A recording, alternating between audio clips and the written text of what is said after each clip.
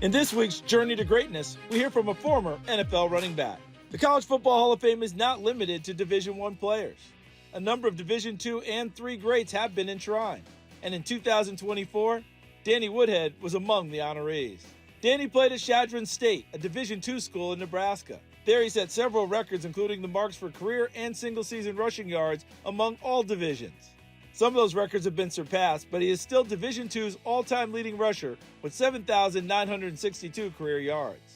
He was a two-time winner of the Harlan Hill Trophy, which is given to the most outstanding player in all of Division II, and he was honored to be recognized by the Hall of Fame. It's really cool. I mean, not something I would have thought of ever trying to do. I mean, you're just trying to be the best player you can be, the best teammate you can be, try to win as many games as you can.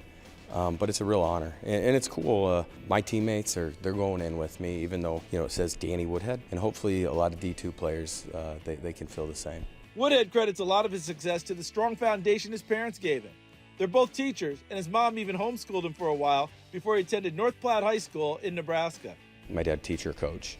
My mom taught us. I think it was obviously great for the education aspect, but I think more than anything what they instilled in me and my siblings growing up, and I think that's to put the Lord first and God first and directing our lives, and that's what I look back on and I'm the most thankful for. High school was good.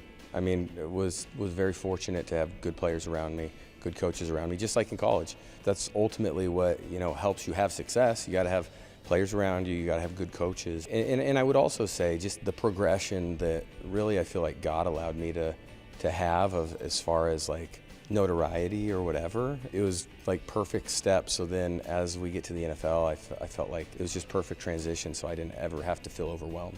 Despite being undrafted in 2008, Woodhead earned a roster spot with the New York Jets, and he'd have a 9-year career that included stops in New England, San Diego, and Baltimore.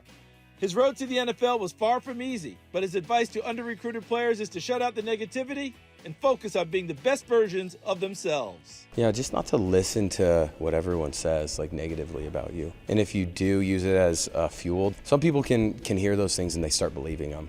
If I would have ever believed what those D1 coaches told me or said about me, probably wouldn't be where I'm standing today. So don't listen to the negative stuff. Do you, work as hard as you can, and do your best just to control what you can control.